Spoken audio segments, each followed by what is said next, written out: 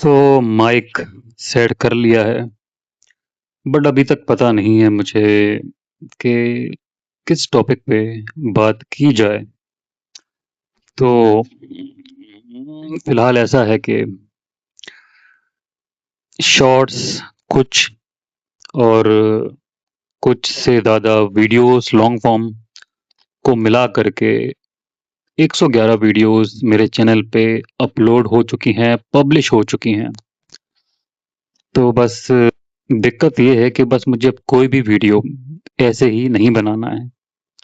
वो बनाने के लिए मैंने 101 से ऊपर 111 वीडियोस मैं बना चुका हूँ। तो अब इम्प्रूवमेंट का सवाल है, हर तरीके से टेक्निकली और रिसर्च एनालिसिस के बाद ही मैं इम्प्रूवमेंट की ओर आगे बढ़ सकता हूँ। क्योंकि एक समय था जब ज़ीरो वीडियोस थी इस चैनल पे, या बेसिकली 3-4 भी थी।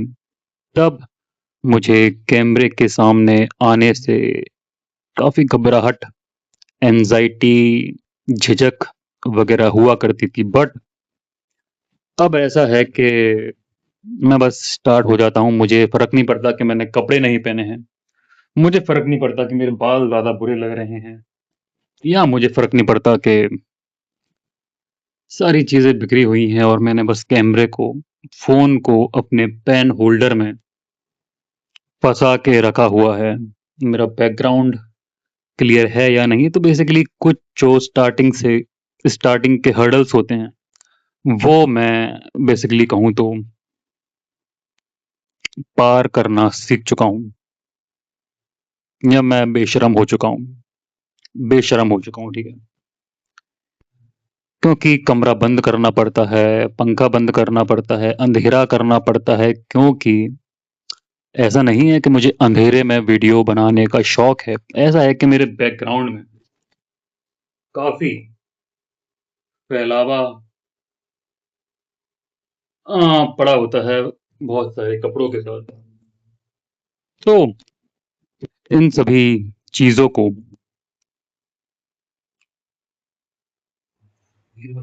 इग्नोर करते हुए मैं लाइट को ऑफ कर देता हूँ, जिससे होता ये है कि उन चीजों पे ध्यान नहीं जाता कुछ देर के लिए, कुछ समय के लिए। तो अभी बस मैं इम्पोर्टेंटली एक काम के पीछे पड़ा हूँ 1 घंटे से, के यूट्यूब के सर्च बार में जो भी कीवर्ड्स सर्च किए जाते हैं, जिन जिन टॉपिक्स की नीड है लोगों को, पब्लिक को, वो कैसे सर्च किया जाए। तो बेसिकली उसमें मैंने 1-2 वीडियो देख के ये जाना कि आपका यूट्यूब स्टूडियो आपको ओपन करना पड़ेगा, जो कि मेरे पास स्टूडियो ऐप था। बट मैंने ओवर थिंकिंग ना करूं, मैं ओवर एनालिसिस चीज़ों को हर रोज़ ना करूं, उस चक्कर में मैंने काफ़ी पहले उसे हटा दिया था। ज़्यादा स्पेस नहीं घेर रहा था वो चीज़, क्योंकि मेरे फ़ोन में इतनी सारी चीज़ें पहले से ही हैं कि मुझे एक वीडियो बनाने के लिए भी, फिर उसको रेंडर करने के लिए, उसको एक्सपोर्ट करने के लिए मेरे पास स्पेस होता ही नहीं है। तो मैं ज़्यादातर ऐप्स जो इम्पोर्टेंट भी होते हैं, उन्हें मैं बस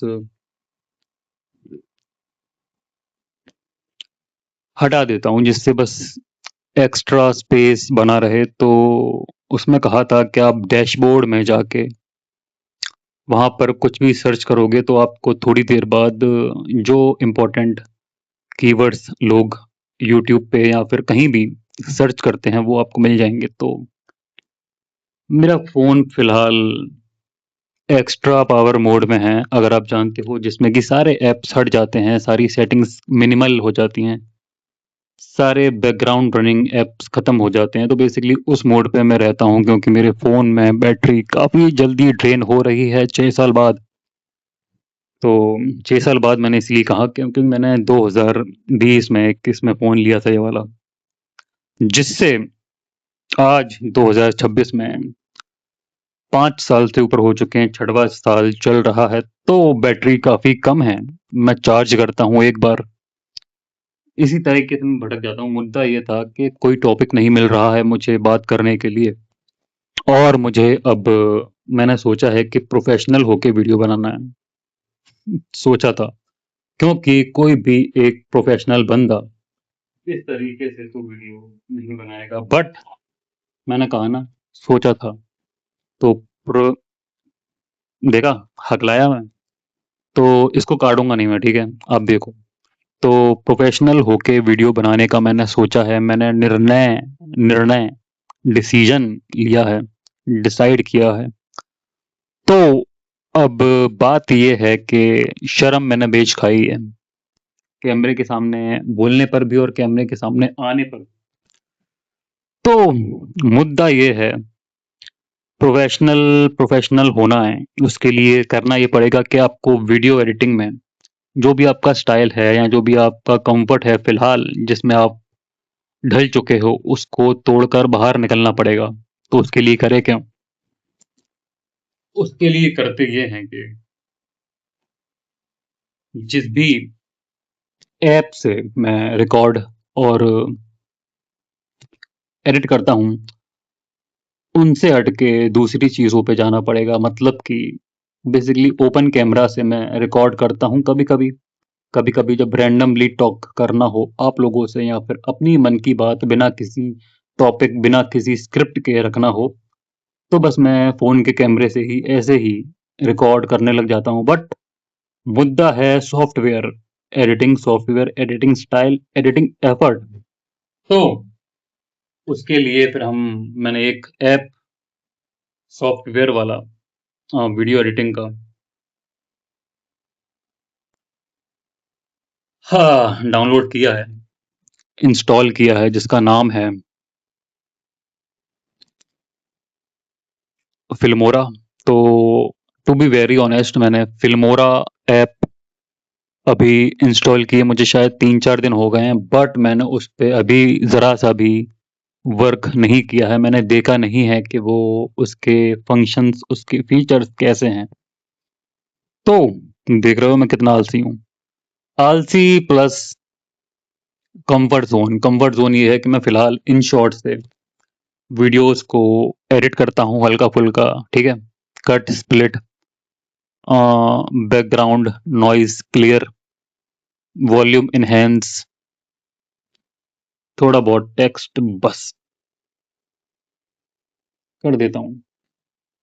वो शायद काम मुझे आसान लगने लगा था, जिसकी वजह से मुझे ये लगा कि मैं अब कहीं और जाऊँगा तो सीखना पड़ेगा, माइंड पे लोड पड़ेगा, क्योंकि कंफर्ट ज़ोन से निकलना हम सबके लिए स्टार्टिंग में काफ़ी मुश्किल होता है, काफ़ी डिफ़िकल्ट होता है। तो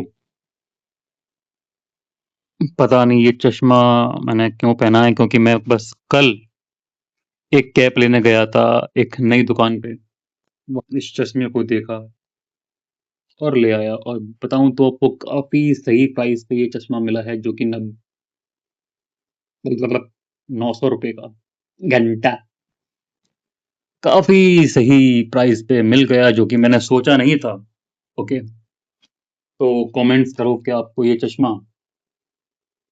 कितने रुपए का लग रहा है। कमेंट्स करोगे क्यों?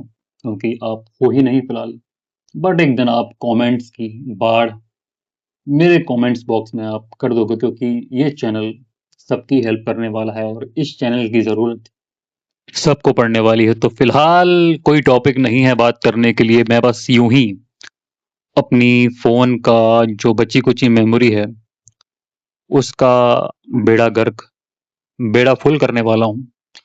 तो